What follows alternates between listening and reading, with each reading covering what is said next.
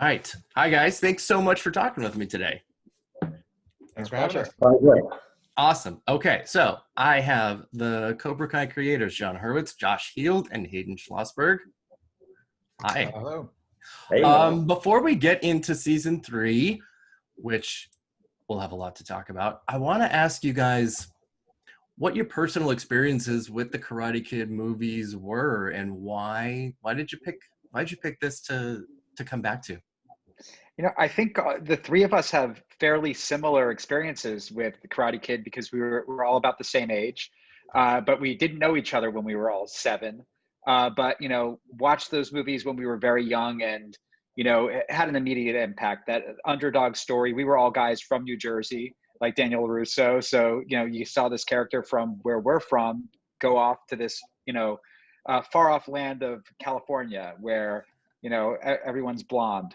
Like Johnny Lawrence, but it was a different kind of it was a story that we connected with, the underdog story. We connected with sort of just the moment we always talk about, like that moment when you first realize that Mr. Miyagi's been teaching him karate this whole time through the chores, is one of those mind-boggling kind of things as a young person. When you're watching that, you didn't see that coming in any sort of way, and it was such a meaningful moment. But as we all became friends as we got older, Hayden and I are friends since high school, and Josh, we met our freshman year in college. Josh and I went to college, and Hayden would come and visit us. One of the movies that 3 of us all talked about for years was The Karate Kid. And it was not only sort of all the things that I talked about earlier, but by then we were, comedy guys who loved the concept of the Cobra Kais and just sort of this 80s kind of karate gang that's terrorizing a high school in our minds. And just like there was something like hilarious about that. So we became interested in the bully and that side of it. So like there was the Daniel side, there was the bully side. Then as you get older, you start to see the Miyagi side and the depth of what was going on there. Just such a rich property across the board. So for 15 years now or more, 18 years, we've talked about, wouldn't it be great to do back then it was a movie called Cobra Kai, and go in through that angle and look at it in a different way and see what happens to the bully in life and that stuff. But having the opportunity to explore and expand the universe of the Karate Kid, to really dive deep with Johnny, dive deep with Daniel, dive deep with Kreese, dive deep with even Miyagi, who is no longer with us, but then to create a whole new generation of characters and carry on those themes that we fell in love with. It's been an awesome experience. Yeah. And how about you, Josh? For me, I saw the original Karate Kid with, I can't remember if it was both my parents or just my dad in the theater when it came. 84 was just an amazing year for movies. Every week some other iconic movie that has now stood the test of time came out, but that one just was the one. It was the one that spoke to me. It was 84 Karate Kid, 85 Back to the Future, and those 2 movies were just in heavy rotation in my house growing up. I had the VHSs of them both that I illegally recorded from putting 2 VCRs together back before they figured out how to scramble them. Oh, I remember that. And just I don't know. It was perfect. It was exactly what I wanted as a kid. You see this kid who, learned to defend himself and, got confident and faced his demons and won, and the music. And it really was, we talk about it, how it was like Rocky for kids. It's not an accident that John Avildsen, directed both. And it felt very accessible. It felt like it was for me. But like John said, as I grew up, it continued to feel like it was for me. You found yourself identifying more with Miyagi and understanding a little bit about this life well lived, but finding your way of dealing with various disappointments and tragedies. And you find yourself as a parent empathizing with Daniel's mother, who just wants a better life for her son and isn't able to see some of the trauma that's lying under the surface. And just at every point in your life, first love, Allie was our first love. It was a collective first love for all of us. So it was there's so much there that it's a movie that just I never left. It wasn't like, oh yeah, this old movie. It was always in the conversation. It was always top of mind for me with everything that I wrote, with every quintessential movie experience I had. It was the movie that a lot of things got compared to. Yeah. And Hayden. Yeah, I always talk about how the era that we grew up in the early to mid 80s was a period of time where the entertainment that kids watched was a little bit more mature than, what came after, because there was no Pixar. Disney was not, coming out with new animated movies like they do today. And it really was Spielberg and Lucas, and in the case of, the Karate Kid, Avildsen, Zemeckis with Back to the Future. You had these movies that were a little bit more mature, but still were aimed at kids. And I really think, in a world where kids aren't reading the Bible cover to cover like maybe they did hundreds of years ago, Karate Kid really represents a biblical story. It's doing what storytelling should be doing for children, which is teaching them morals. It really is a David and Goliath tale. But there's also so many things about it that are so 80s when you look back on it too, from the music to some of the lingo. And then it ended up like really becoming a part of pop culture. I mean, karate in the 1980s was all fueled by the Karate Kid. And so many kids took karate classes, and it really was a big, huge movie. Maybe it didn't do the exact box office numbers that Star Wars did, but there weren't a lot of kids who didn't know what the Karate Kid was. Yeah. And so we, when approaching this property, treated it with a reverence that, J.J. Abrams treats when he's, tasked to do a Star Wars property. This is something that's people's childhoods. It was our childhood.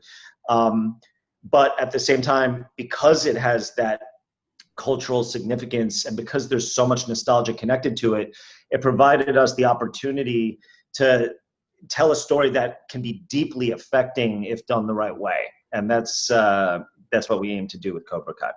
Yeah. One of the things that's really fun about the show is that obviously you have the original players in it all scattered throughout and obviously starring. And then this season brought back Tomlyn Tomita and Yuji Okumoto, and you get to go back to Japan. What was that experience like? And we'll talk about the other big cameo in a bit, since we can talk spoilers here. Yes, we can. Hayden, you want to talk a little bit about Okinawa? Yeah. Well, as great and as popular as the Karate Kid was, Karate Kid 2 was a huge movie too. I think it did even better at the box office. It was the first of the Karate Kid movies I saw in the theater. Mm-hmm. And there were a lot of memorable things from that movie. Like any good sequel, it took things to the next level where suddenly there's a fight to the death. And, we remember Chosen. We remember Kumiko and, the Peter Cetera song, Glory of Love. And so there is some nostalgia that we have to those old movies, but we also, we saw, fun story opportunities to revisit those characters in the context of the modern story that we're telling today. Daniel on our show, has this rivalry with Johnny, and we really liked the idea of him, being reintroduced to this other rivalry he had to give context, in a way to give context to what's happening in America. But in terms of like shooting in Okinawa, that was something that, was a dream of ours. We didn't know if we would be able to do. We knew in Karate Kid 2, they shot in Hawaii and sort of made it look like Okinawa.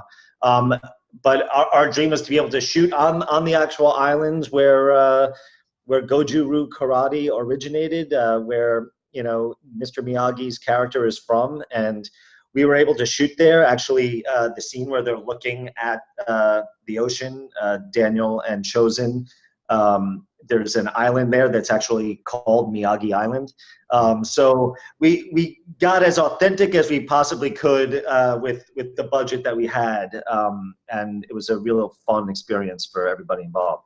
No, and it definitely looks that way. One of the great aspects is that you have the access of these movies to do flashbacks, and so you don't really lose the thread of these people. And with the one exception being of Kreese, because you introduce Kreese's backstory in this, which is not something that I was expecting. Can you talk just a little bit about the decision to give him a backstory? Well, I think, our show from the beginning has been about taking these characters that you think you know and getting to know them better. And, we did see Johnny Lawrence back in the day, and the things that he did in Karate Kid, were the things that he did. But through Cobra Kai, we've been able to see, what was his home life like? How did he feel about every situation? Because we were only seeing Daniel's point of view there. And now we got to see for Johnny what happened to him all these years later. For Kreese, we felt it was important to do the same thing. That this is a character who, you've seen him, in the past, he's bad. It's as simple as that. He's a bad guy. He believes harsh things, and he's a villain of all villains. So, for us, there was something interesting about understanding, where does a guy like that come from?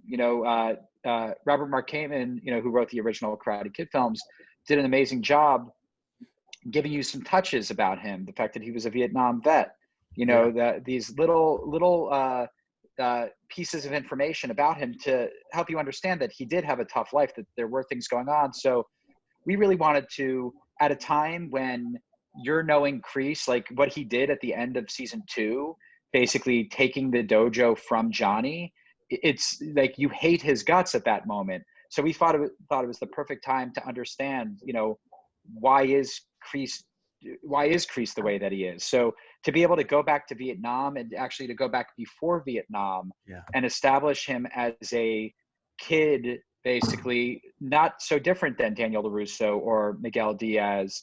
His home life perhaps was even more tragic, what was going on. And to see kind of, the wide-eyed optimism he had with, going to war to become a hero, and to deal with the horrors of war, and to have the kind of mentor that he had there, and to show mercy, and to, not, have that, cut and dry belief that he was being taught, and to see what that led to.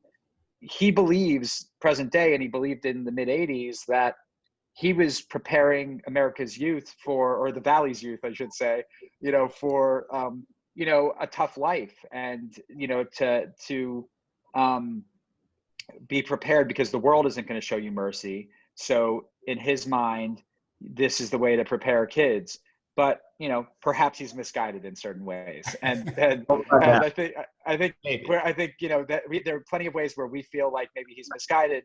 But I think we felt it was important for us to understand where he came from, and perhaps there's some humanity within, and there's a logic. Yeah, it's not just like, hey, let's be mean, and let's be mean to people. That actually, no, it's the world that's mean, and he's teaching them a technique that allows that if you follow to the letter, you will not feel pain, because you will be dishing out pain. And it's something that is empowering, and that for the right person in the right time in life can be, very appealing and seemingly helpful. But of course, it's, has its drawbacks. Yeah. Just before we have to go, I could talk to you guys for an hour here. The two big things left hanging in season 2 was Miguel's fate after the high school fight, and Allie, and if we were going to be able to see her or not. And sure enough, Elizabeth Shue makes a fantastic appearance in this. Tell me about getting her to jump on or back in.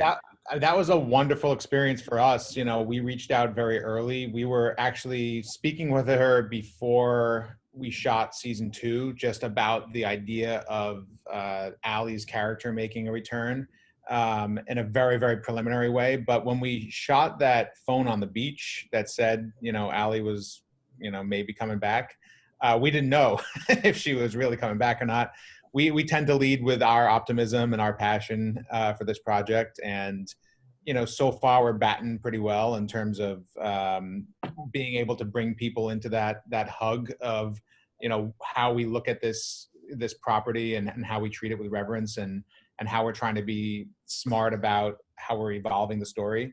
And bringing back Elizabeth Shue was a dream come true for all of us. She's a piece of this project from the very earliest days. We've discussed how Allie comes back, what that moment is like, what she leaves in her wake, in terms of how she enters and exits, and it's a moment that we knew was coming. It's a moment we tried to save for exactly when it appears in season 3. And it's a moment that we want to have reverberations for Johnny and Daniel. It has to feel like there was an intent, and it wasn't just looking back and saying, hey, remember Allie, here she is. And I think she felt that, and it was a slow process, like it was with Ralph and Billy, of earning her trust to lean into this character that, in some ways was, a little bit of a, at the time, possibly a frivolous role in terms of like, oh, you're playing the love interest in this karate thing. It's shot a little bit on the beach, and then you'll be a little bit watching him do some karate here. It at the time, it probably doesn't feel like, well, here comes this iconic movie that's going to, follow me for my entire career. And, kind of put back on that role, but in a much more evolved way, where we had, kind of filled in some of the blanks where that character has been, was really enjoyable. And the week or so we spent with her filming those episodes, you could feel just the magic in the air as she and Ralph and Billy were all reconnecting, and the characters almost melted away at times, and it became like 3 old friends reminiscing. And those are the best moments on the show, when it really, you forget the cameras are there, you just kind of live in the moment. And we could not be happier to have her rejoin the franchise. Awesome. Well, I want to congratulate all you guys on the success of the show so far and the season 4 renewal already. Thank you. Thank you very much. It's a dream come true to be able to work with your friends on a movie that you loved as a kid, and we don't take it for granted. Exactly. All right. Thanks so much, guys. Have a great day. All right. Be well. All right.